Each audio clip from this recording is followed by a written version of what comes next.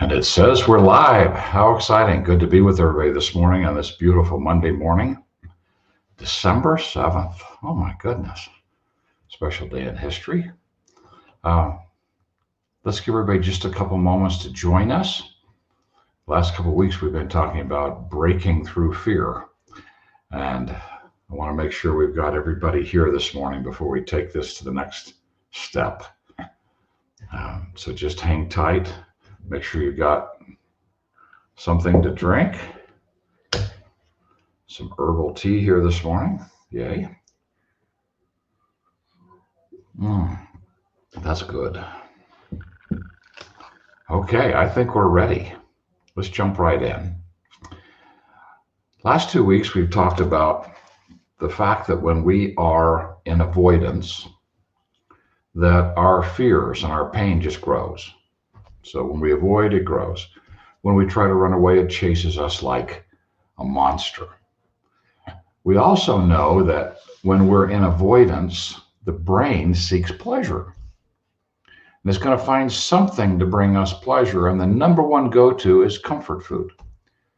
So if you ever find yourself binging on, the 14th cookie, so to speak, whoa, the question you want to ask is, what am I avoiding? What pain am I avoiding? Another cue would be spending, like a few too many Amazon packages at the front door on a daily basis. That would be another one. Another one could be interesting, and that is I'm busy doing lots of things because that allows me to feel like I'm doing something valuable. I get pleasure from being busy, but I'm avoiding the really tough things. And the most subtle one is an interesting one, is I'm avoiding embracing my natural genius, my gifting. Marianne Williamson talked about this, that our greatest fear is not that we're inadequate. The greatest fear is that we're got ability beyond measure. And we have a tendency, when we've been gifted, and so many people that we work with have these enormous gifts, and our mission at the OgMent Leadership Institute with Habit Finder is to help people identify those gifts and to fully maximize them. They're not like strengths because we haven't used them yet. They're like gold veins that are buried in a mountain. We just got to scrape some of the dirt away and get to them and polish them up and fully use them. But gold veins we have, oh my goodness, enormous ones. And there's some anxiety that if I were to mine those, what would it require of me? What would I have to give up if I lived in my goldness, if I lived in my genius? What would that be like? And I'm just here to tell you, I don't all the time. I'm human, just like all of you. But as we spend more time there, what I do know is that when I am there, it's when I'm the most joyful. It's when I have the most peace of mind. When I actually have the most time to pay attention to those things that matter most. Isn't that what we really want? When Og says, I hunger for success, I thirst for happiness and peace of mind, equanimity, peace of mind. Lest I act, I will perish in a life of failure, misery, and sleepless nights. I will command, and those are my habits of thinking, will obey my command. I will take charge. I will be self-directed. I'll act on my own moral authority, doing the next right thing for the right reason because I want to do those things. I get to, I choose to. Can you feel that energy?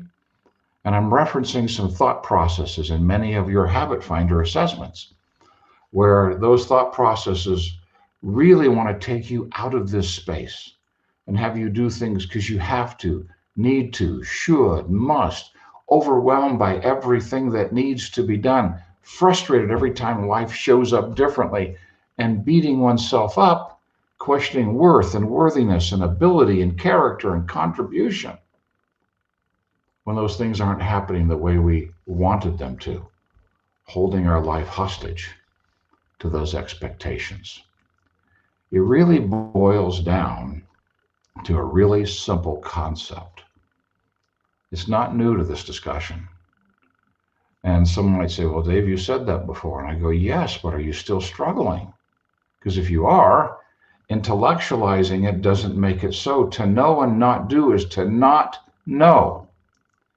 So with all my love, I just come back to these pieces because at the foundation of everyone's life, we find a couple of secret desires and real intentions that determine how we want to approach life. And those are so critical that we examine those, see how they've been playing in our lives, and then consciously choose differently. Because until we do, nothing is going to change. I don't know if you're like me, but when I read a really good book that just moves me, I read it again immediately, and sometimes a third time, just to really absorb that information if it's speaking to my soul. So I repeat some of this with you this morning in hopes that today, December 7th, as we're getting ready to approach a new year, wow, we're only, 24 days away. We're only 18 days away from Christmas. And we've got Hanukkah. We've got New Year's. I mean, this is a time of celebration. It's also a time generally when we have the highest levels of depression. Yes. And quite often that depression is created by the difference between where we would like our life to be and where it actually is as we face the reality of having sufficient money, not credit cards, but money to be able to purchase the things we'd like to purchase for those that we love. And so we often go into credit card debt to pull that off, and then, we get into all kinds of trouble. So let's go to the basics, and then let's talk about how do we take that and translate it into something that can help us create success and happiness and peace of mind. Here's the bottom line. Secret desires and real intentions. These are the things we rarely talk to another person about. This is where we go when we're by ourselves. When we're thinking about our challenges and how we'd like our life to be. Where do we go? Do we go to a time when there's more money than we need just to pay our bills? Do we go to a time when we have more time available and more financial freedom? Is that part of that desire? And if that's a secret desire, where does it take us? Because it can take us to a really positive and powerful place of creating those things and becoming a person who could actually create them. That's growth. It also could create an escape where we just go there to avoid our current pain. The brain is very powerful. And when we go there to escape, we get pleasure. I shared with you comfort food, a go-to, spending, a go-to. The third on the list is fantasy. Yes. Going to a place, transporting ourselves into the future, to a time when everything is wonderful, to escape and avoid the pain of our current circumstances or things that have happened to us in the past. That's a pretty significant go-to, right? Wow. So if I find myself in fantasy, then I step back and say, what am I avoiding? If I'm indulging in a lot of comfort food, what am I avoiding? If I'm endlessly purchasing, in a new house, we're endlessly purchasing, right? Let's examine this. What am I avoiding? What are we avoiding? Because until we find the thing we're avoiding, we are going to be seeking that escape, seeking that comfort food, trying to buy things, even with a credit card. And none of that, when it comes, we're excited for a day or two, and then it's not enough. We need to do something else, and then something else, and then something else. If you can feel that avoidance. So at the root of a secret desire and a real intention, it's not that I go into the future and escape. It's not that I might, because that will take you here eventually, or go directly to consciously worrying, sometimes even unconsciously worrying, playing out worst case scenarios very vividly. That's going to happen, and this will fail, and that will fail, and pretty soon we lose our house and our cars, and we're living in the street. That's probably not too far off for some of our worries, like catastrophizing. It's when my father used to say, "Don't tell me worrying doesn't work." He was paraphrasing Mark Twain. Don't tell me worrying doesn't work, because everything I worry about never happens. So it's a strange thing in that we go to a worst case scenario, which rarely happens. It generally turns out a little bit better.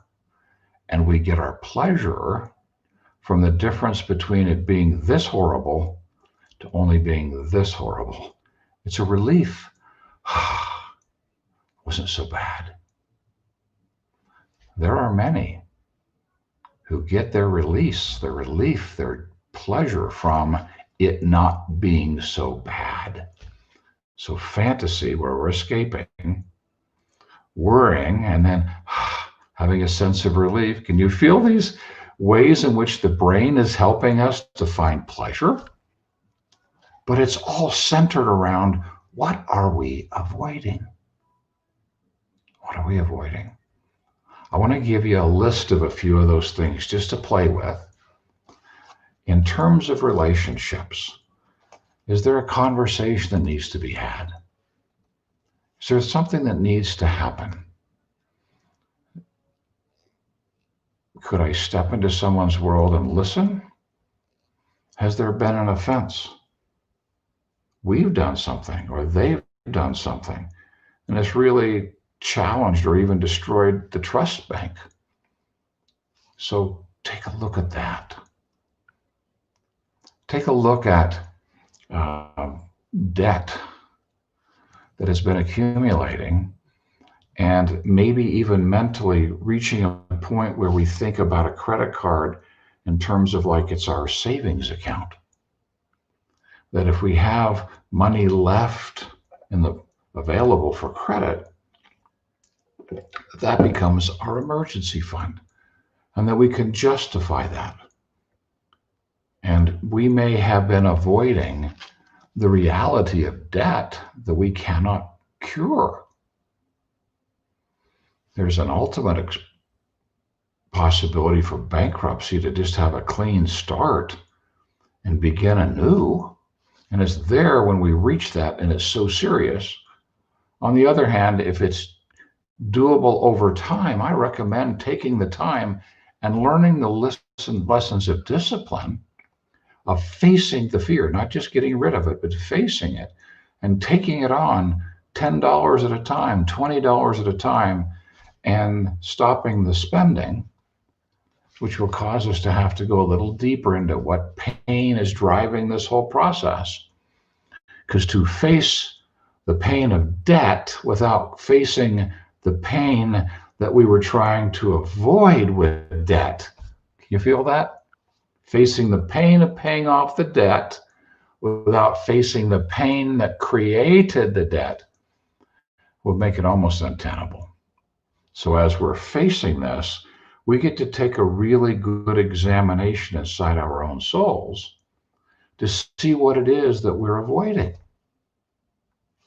And if we can start to find those things, then apply the tool that I gave everyone over the last 2 weeks of really feeling that pain, releasing all the stories associated with it, feeling it, and just bring it on. Instead of avoiding it or running from it, just bring it on. I love pain. Love this because you know what's on the other side of it. It's not masochistic.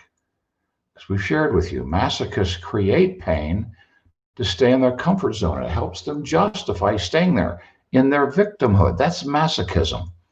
People say they enjoy pain. No, They enjoy staying comfortable, so they create pain so they can stay there. This is, I love pain because pain, when I convert it to energy and we push ourselves through, pain sets me free and we begin to act.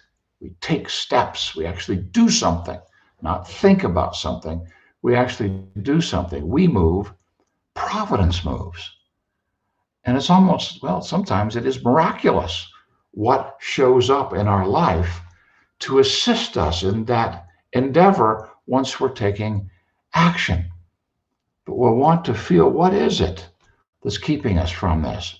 Now, if you have a business, and I know that a lot of the people that attend the OgMent have jobs, and some of you also have home-based businesses. That would be a really good place to look, a really good place. Because sometimes we get involved in a home-based business because we don't like our job. We want something else, and this is our answer. Oh, this is going to be something that's so wonderful to do and fun to do. And you now have discovered, if you have a home-based business, that it fillets you wide open and exposes all of your fear. That's its gift. Some people think it's the limitless income and other things. I think the gift of a home-based business is that it will fillet you wide open and finally expose all the fear. Now, when it does, we may be busy, work hard, spend time. Business doesn't grow. We may indulge in comfort food and spending money on a credit card and playing like we're already where we want to be, buying the clothes we would wear, the car we would drive, even the house we would live in. This can go really far. But just pause for a moment and take a look at your business. If you're a business owner of a traditional business, a home-based business, or an employee, you can do it there as well.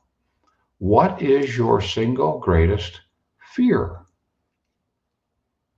Now, for an example, some people would like to build a business without picking up the phone and making a call, talking to someone. A home-based business is a relationship business. Even if someone's doing posts on Facebook, finding friends, developing relationships, wanting to find people who may be interested in what they're doing, who could become potential clients and customers. Even then, at some point, that turns into a real live conversation with a human being. How are we feeling? Let's just be honest this morning. When we hang up, can you just pick up the phone and dial for an hour and talk to people? No fear, no anxiety. If you can, that's not your pain. It happens to be the pain of about 90% of those who have a home-based business. If you're in a business and you're in catastrophizing or fantasizing and you don't know what to do to get your business to grow and you feel trapped, and we're trying to avoid trap by doing all of these things. Now, once we know the pain, once we're breaking through, we can start to use our very active minds in a very new and different way. This is so important. I'm just going to give you one or two of them this morning. So if you're finding in your business, for those of you who do Facebook, how comfortable are you just doing a live, sharing your story? Miriam, can you put up the link for the new Facebook program, the Habit Finder company, for all of our OgMent clients? We've created a Facebook program with a ninja, a guru. He is so powerful in that business. By contract, we cannot tell you his name. Not for mystery, we just can't. But he loves what we're doing. He coaches with Paul. And he has worked with Paul to create the quintessential program for developing relationships on Facebook. Posts, time, content, sequencing, everything. Hot mapping, I think they call it, to show you how to maximize the efforts you're having. Yeah, there you go. Just click on that and find out about it. It's crazy inexpensive. And Miriam just got off a 1 hour call with all the people that just purchased it in the last week.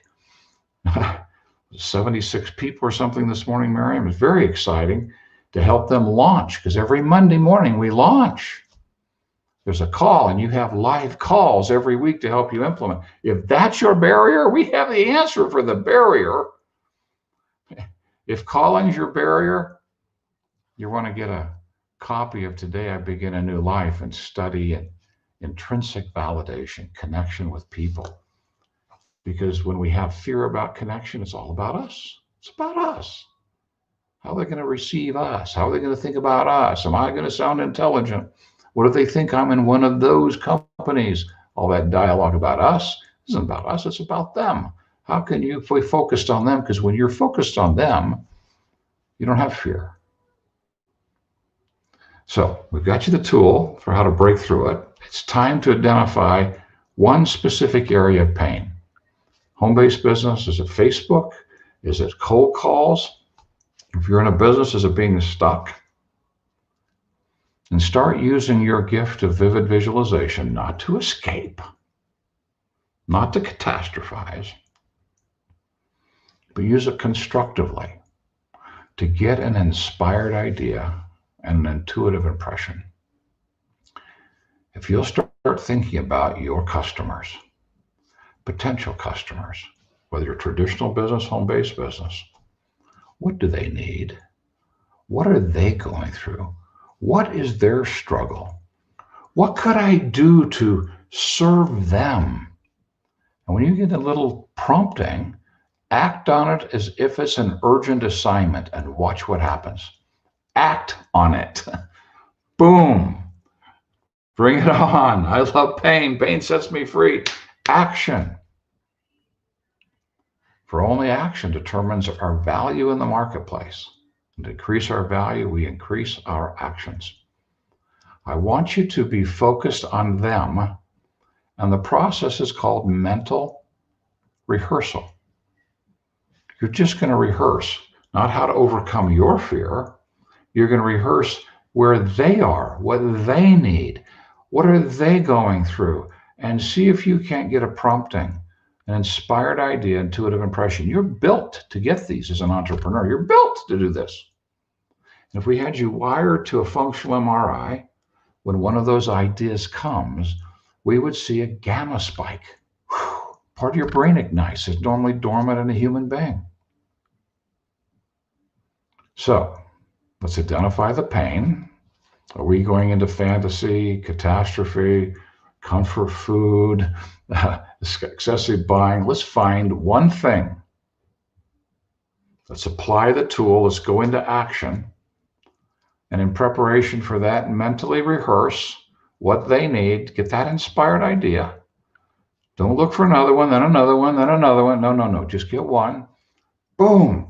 Take action and see what happens. And take it again, especially when you're prompted to talk to a person.